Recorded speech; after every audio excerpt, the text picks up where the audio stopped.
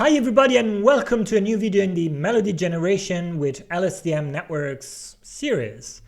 Last time we started looking at pre-processing our folk sound dataset in order to fit it into our neural network. Today we're going to continue doing that.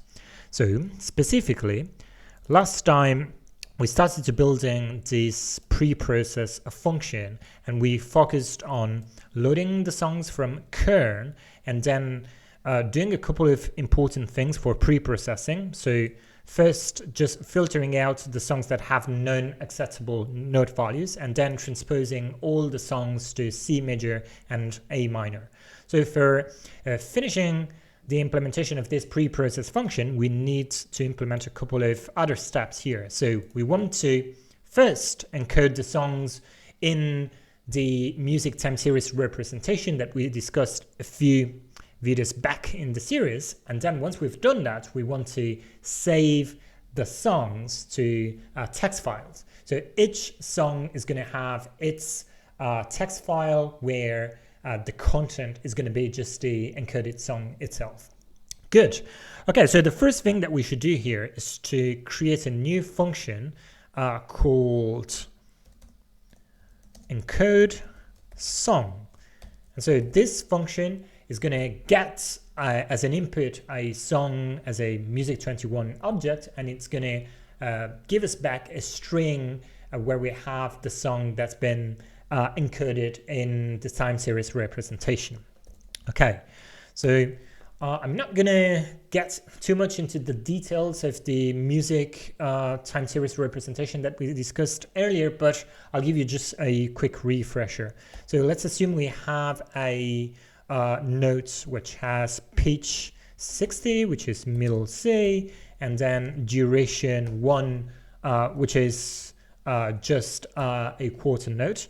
So this should be encoded as a list initially, where in the list each item is going to be correspondent to a 16th note.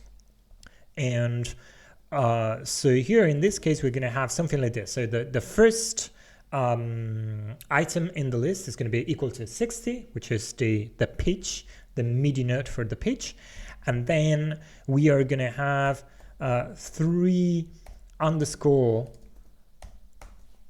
symbols like this. So if we add up the correspondent time here, so we see that this adds up to 1 because each of these items is equal to a 16th note, or 0.25 by 4 is equal to 1.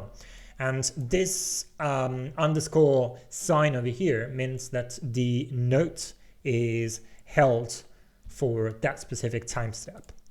Okay, so how do we get to this representation here, starting from our music21 song object?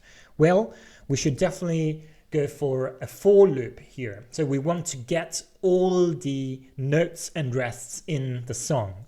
So for doing that, we can do a for event in song dot, and here we'll have a flat. So basically here we are just flattening the hierarchical object structure of a song into a single list.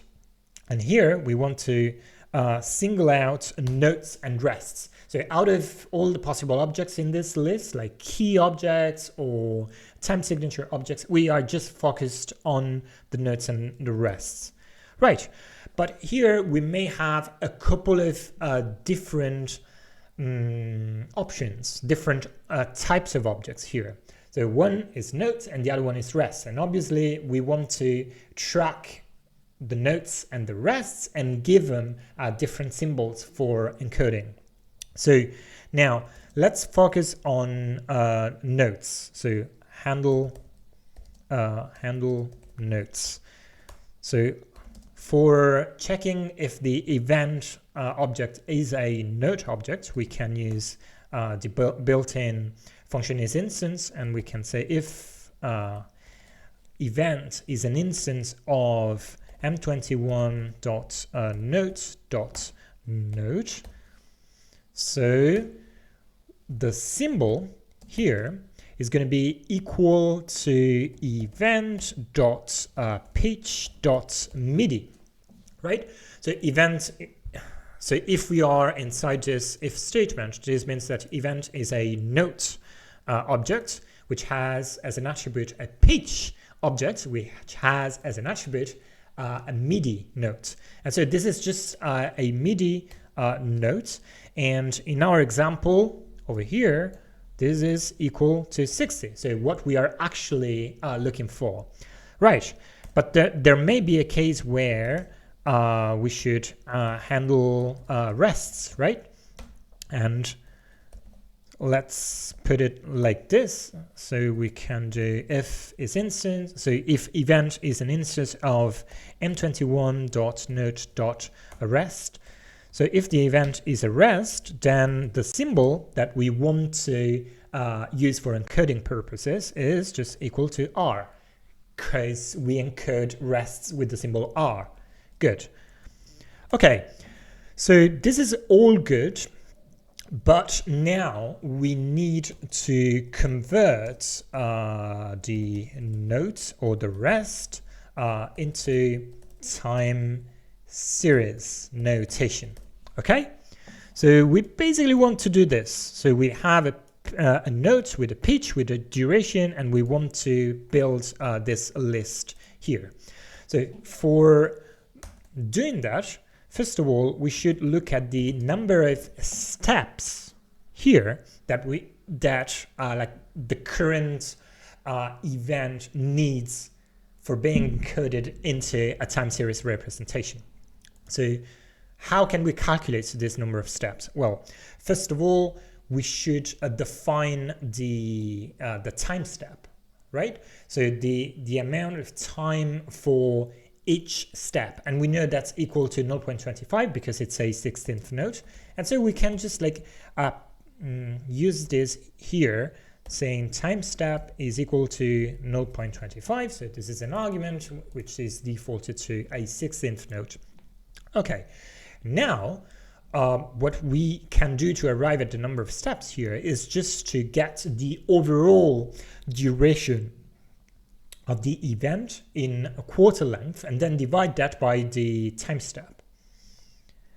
Okay, so we'll do event dot duration. So we know that both notes and rests have durations attributes, and then we want duration expressed in quarter length, and we divide this by the time step.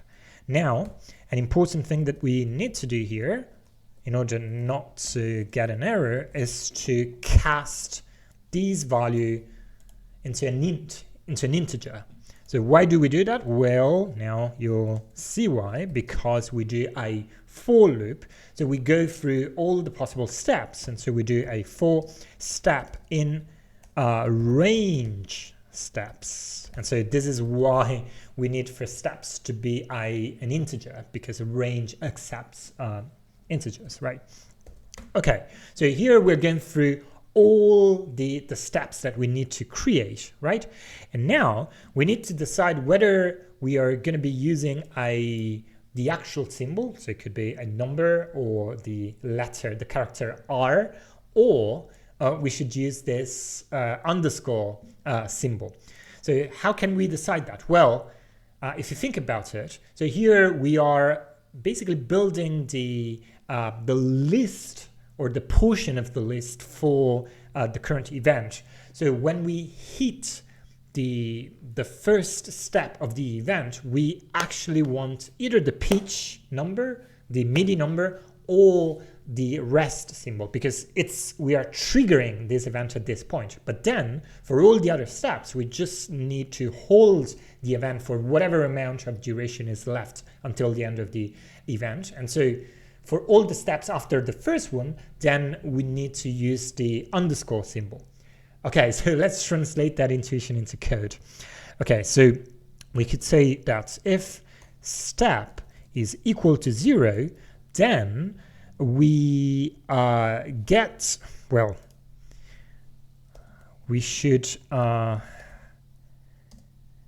do encoded song dot append and then we append the initial symbol, right?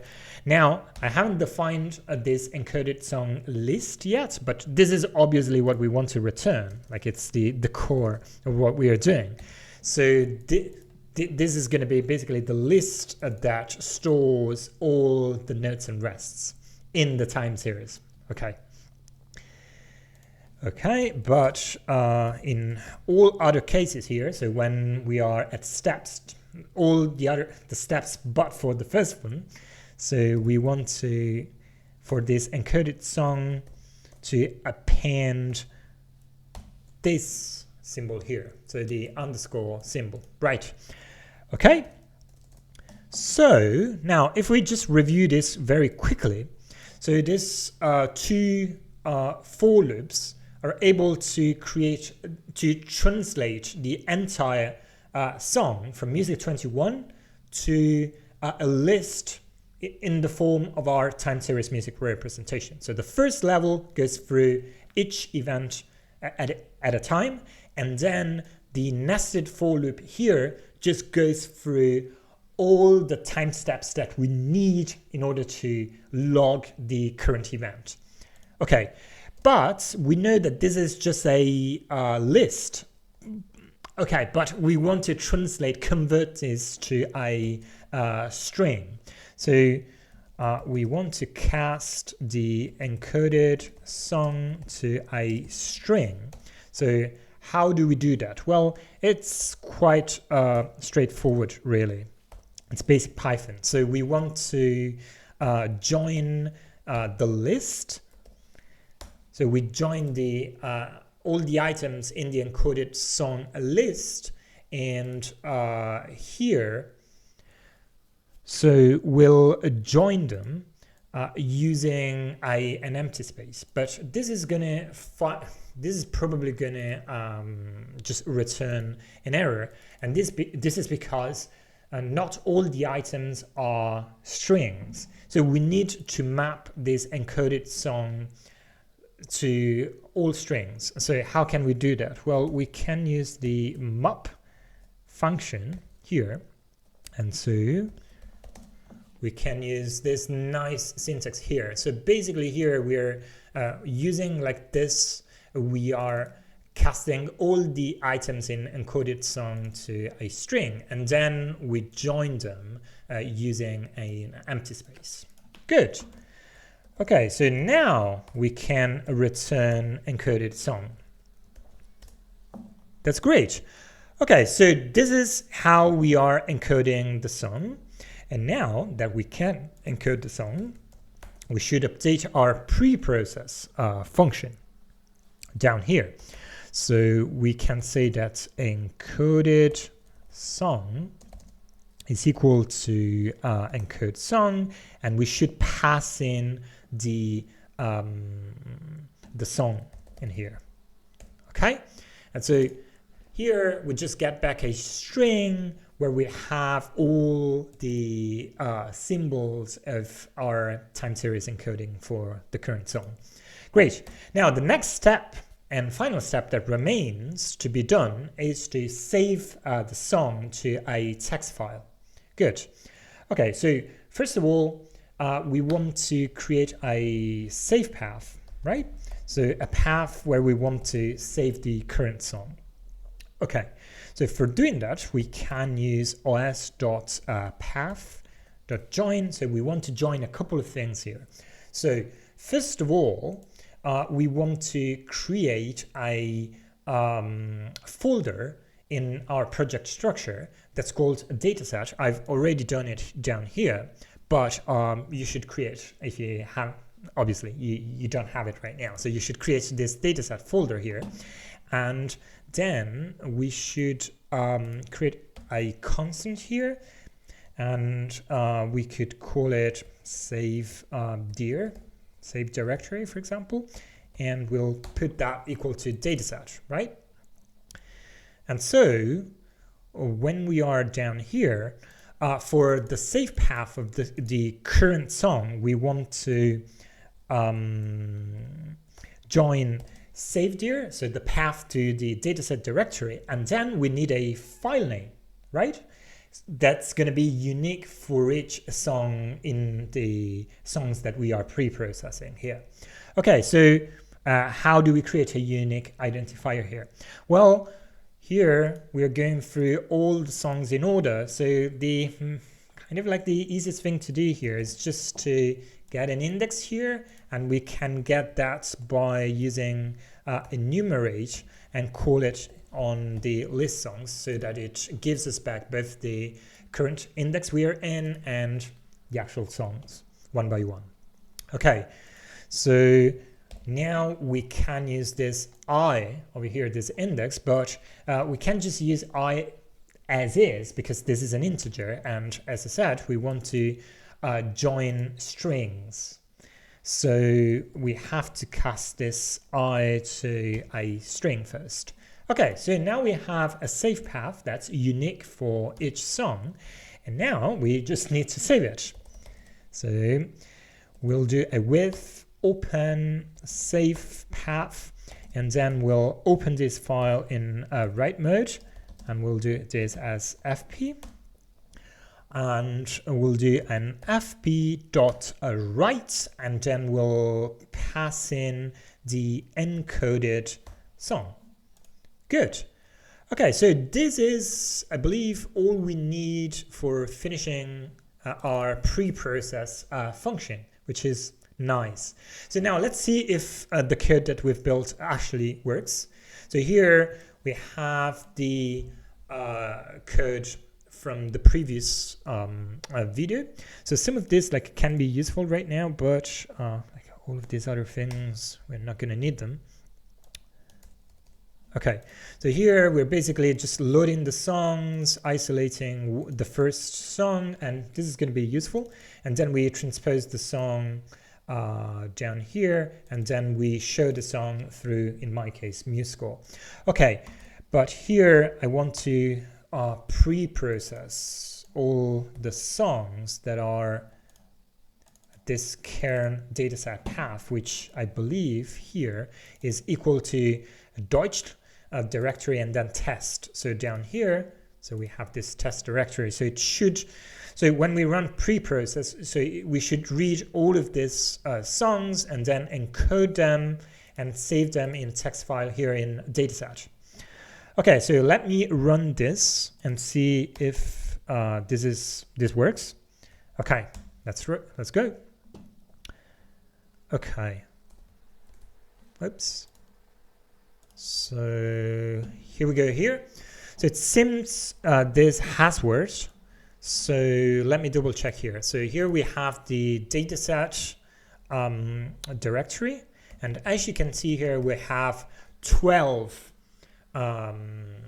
songs, 12 files. And this is a good sign because in the test directory, we have 12 songs. Now let's check out the first one over here.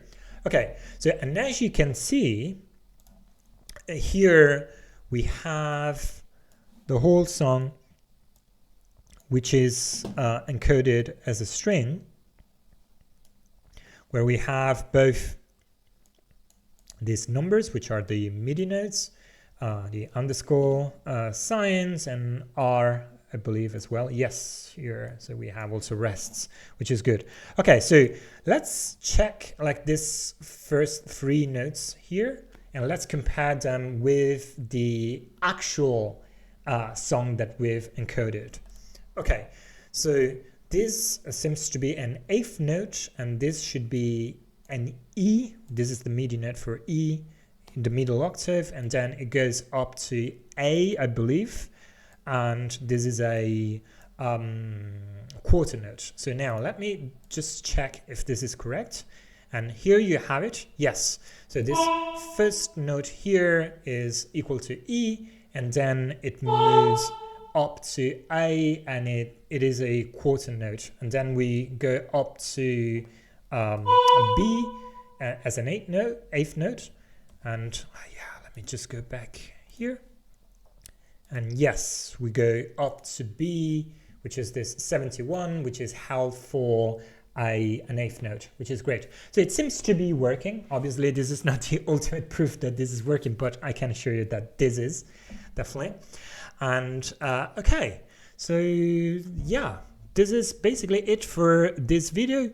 So we've implemented the function for encoding the song and for saving them, but unfortunately, we're still not done with pre-processing, because having an LSTM, so this kind of like recurrent neural network, so we want to just like merge all the songs that we'll be using for training into a single file and use separators between different songs, right? So this is gonna be like easier to understand when we'll do it like next time. But this is important because we just want to have like a single data set that we pass to the LSTM, and this can be like a long data set with all the songs basically dumped together. That's good. Okay, so I hope this was an interesting video for you, and obviously this is like very peculiar to like our use case, but you're basically learning how to manipulate symbolic music here. And I think like this is a very good skill that is going to serve you also for other projects that you may have in mind. Good. So if you have any questions, as always, feel free to leave them in the comment section below. It's all for today, and I hope I'll see you next time. Cheers.